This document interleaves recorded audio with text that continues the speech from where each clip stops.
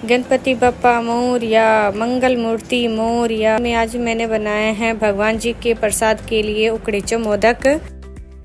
तो चलते हैं इस उकड़ीचो मोदक को बनाने के तरफ। तो आज हम बनाएंगे ढेर सारी। तो यहाँ पर हम ले लिए हैं एक नारियल। तो नारियल को सबसे पहले हम तोड़ के इसके पानी को निकाल लेते हैं।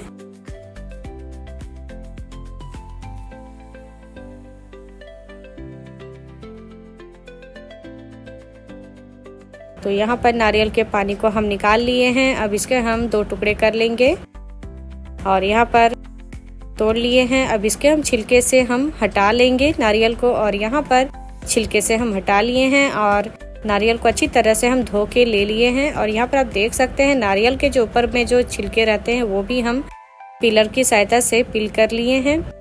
अब यहाँ पर हम लेंगे एक छोटे वाले ग्रेटर, और ग्रेटर की सहायता से हम नारियल को ग्रेट कर लेंगे। तो यहाँ पर हम सारे नारियल को अच्छी तरह से ग्रेट कर लिए हैं। तो यहाँ पर ग्रेट करने के बाद में इस नारियल को हम अभी रखते हैं साइड में। और यहाँ पर हम लेंगे परात। तो इसमें हम डालेंगे चावल का आटा। तो यहाँ पर हम 3 कप चावल का आटा ले रहे हैं। तो यहाँ पर हम ढेर सारी बनाएंगे, इसीलिए हम 3 कप का इस्तेमाल कर रहे हैं। और यहाँ पर हम 4 कप पानी का इस्तेमाल करेंगे। तो यहाँ पर पानी को अच्छी तरह से हम गर्म होने देंगे, और साथ में यहाँ पर हम डालेंगे 1 बड़ी चम्मच देसी घी। तो यहाँ पर घी डाल के हम थोड़े से मिला लिए हैं। अब पानी को हम थोड़ी देर गर्म होने देते हैं, और यहाँ पर आप देख सकते हैं पानी अच्छी तरह से गर्म हो गई है। अब इस पे हम चावल के आटे को डाल देंगे और 1 चम्मच की सहायता से हम चलाते हुए अच्छी तरह से हम मिलाएंगे लगभग 5 से 6 मिनट तक। तो यहाँ पर हम गैस का फ्लेम हम लो कर देंगे। तो आराम से एकदम धीरे धीरे चलाना है चम्मच से। और ये अभी पानी हल्की सी दिख रही है, ये पानी थोड़ी देर के बाद में पूरी सूख जाएगी।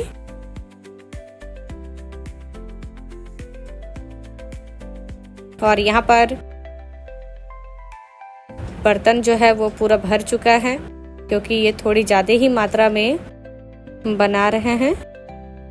तो यहाँ पर आराम आराम से अच्छी तरह से चावल को थोड़ी देर और भुनेंगे हम। तो यहाँ पर चावल के आटे को चलाते हुए लगभग 4 मिनट पूरे हो गए हैं। अब यहाँ पर हम कवर कर देंगे और गैस को ऑफ कर देते हैं। और यहाँ पर अब हम 5 मिनट के बाद इसके ढक्कन को हम हटा लेंगे, और इसे हम एक बड़े से प्लेट पे हम निकाल लेते हैं।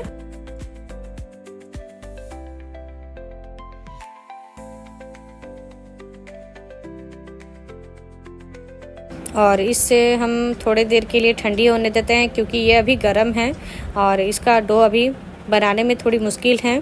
तो जब तक यहाँ पर ठंडी हो रही है, यहाँ पर हम स्टफिंग तैयार कर लेंगे।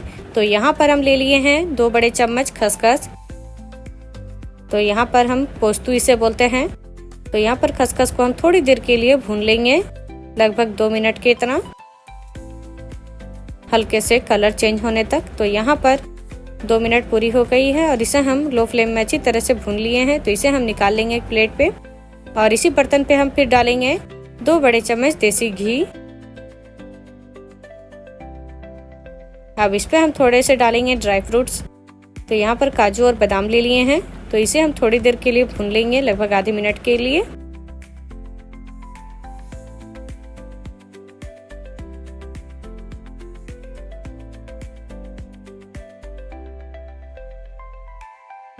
और यहाँ पर थोड़ी देर के लिए हम भून लिए हैं।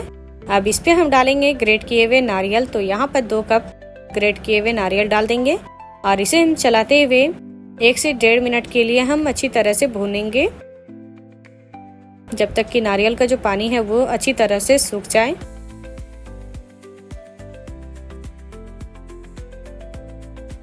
तो यहाँ पर टोटल 2 मिनट पूरी हो गई है। नारियल को हम थोड़ी देर के लिए भून लिए हैं। अब इस पे हम डालेंगे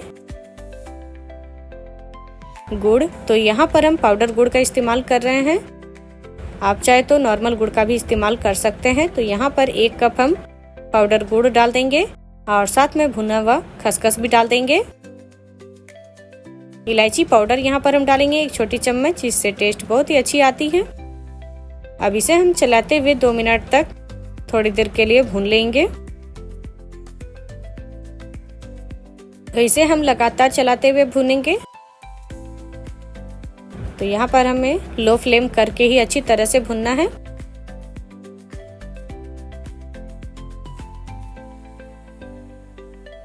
और यहाँ पर आप देख सकते हैं गुड़ जो है अच्छी तरह से मेल्ट हो गई है।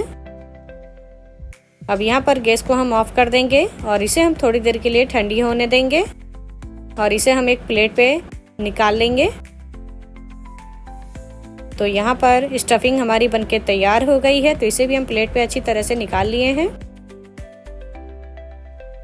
अब आटे के डो को हम अच्छी तरह से गूंथ के तैयार करेंगे। तो यहाँ पर अभी हम आधे आटे को अलग कर लेते हैं और इसे हम अच्छी तरह से डो बना के तैयार कर लेंगे। तो इसमें हम और पानी नहीं डालेंगे, इसी तरह हमें गूंथना है। तो यहाँ पर आप देख सकते हैं इसका सॉफ्ट डो लगा के हमें तैयार करना है। और यहाँ पर हम डो लगा के तैयार कर लिए हैं। अब यहाँ पर हम लेंगे थोड़ा सा घी और यहाँ पर मोदक बनाने वाला हम मोल्ड ले लिए हैं। तो इसके ऊपर में हम थोड़े से घी लगा देंगे ताकि मोदक बनाने के समय चिपकेगी नहीं।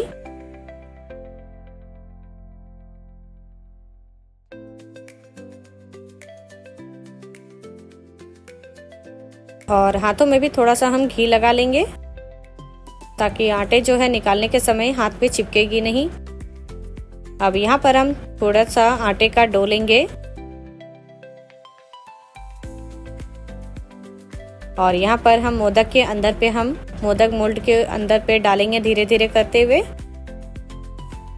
और उंगली से हम चारों तरफ अच्छी तरह से फैला देंगे मोदक मोल्ड के अंदर में। और यहाँ पर आप देख सकते हैं अच्छी तरह से हम फैला दिए हैं। अब यहाँ पर हम स्टफिंग भरेंगे मोल्ड के अंदर पे।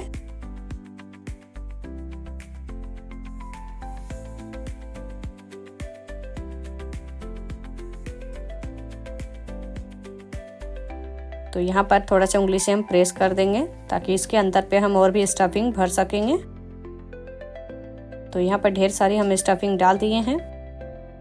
अब हाथों को हम थोड़े से पोंछ लेंगे कपड़े से और फिर से यहाँ पर हम इसके अंदर में चावल का आटा डालेंगे।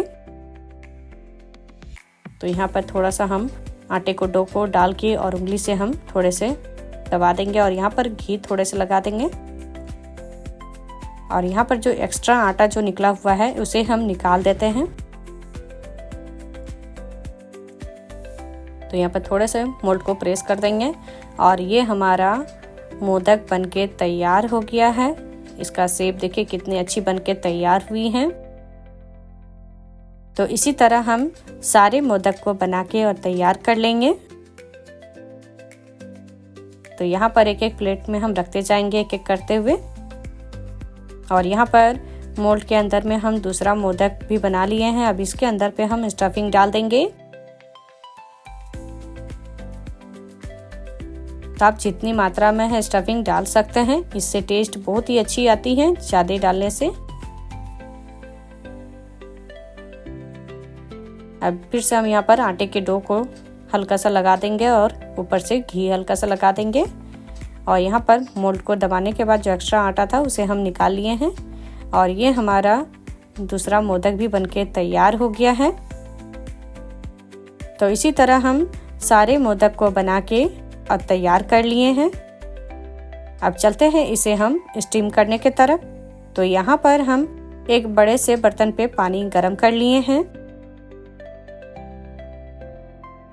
अब इसी के ऊपर में हम स्ट्रेनर को रख देंगे और इसमें हम मोदक के ऊपर में थोड़े से केसर डाल देंगे। इससे कलर बहुत ही अच्छी आती है। आप बाद में भी डाल सकते हैं, लेकिन अभी डालने से इसकी कलर बहुत ही अच्छी आती है। तो यहाँ पर हम सारे मोदक पे केसर लगा दिए हैं। अब इसे हम कवर कर देंगे और कवर करके हम 10 से 15 मिनट के लिए पकने देंगे। और यहाँ पर 15 मिनट पूरी हो गई है। तो यहाँ पर हम कवर को हटा देते हैं और ये हमारा मोदक बनके तैयार हो गया है। और यहाँ पर आप देख सकते हैं कितनी अच्छी कलर आई है केसर के लिए, बहुत ही अच्छी दिख रही है। तो इसे हम थोड़ी देर के लिए ठंडी होने देंगे, उसके बाद ही हम इसे प्लेट से निकालेंगे। तो यहाँ पर ठंडी हो गई है, तो मोदक को हम निकाल के अब दूसरे प्लेट के ऊपर में हम सर्व कर लेते हैं। तो यहाँ पर आप देख सकते हैं कितनी अच्छी हमारी मोदक बनके और तैयार हो गई है, वो भी फटाफट। और बाकी के बचे हुए जो मोदक हैं उसे भी हम अच्छी तरह से स्टीम कर लिए हैं, तो इसे भी हम प्लेट पे निकाल लेते हैं। तो ये हम मोदक बना के तैयार कर लिए हैं ढेर सारी। तो अब हम चलते हैं भगवान जी को प्रसाद चढ़ाने के लिए। तो यहाँ पर हम एक प्लेट पे निकाल लेते हैं और सबसे पहले हम घर के मंदिर के गणेश जी के पास में ये भोग चढ़ाएंगे। तो यहाँ पर हम चढ़ा दिए हैं प्रसाद, भगवान जी की सबसे फेवरेट मिठाई। और यहाँ पर मोदक को हम एक चाकू की सहायता से हम काट के दिखा दे रहे हैं। इसके अंदर की जो स्टफिंग है वो बहुत ही अच्छी भरी हुई है और बहुत ही सॉफ्ट बनके हमारी मोदक तैयार हुई है। और ये हमारी देख सकते हैं स्टफिंग बहुत ही अच्छी है। तो आप सभी को हमारी ये रेसिपी अच्छी लगी हो तो आप सभी अपने घर पे गणेश चतुर्थी के समय बहुत ही स्पेशल तरीके से बनाएं और अपने दोस्तों के साथ जरूर शेयर करें।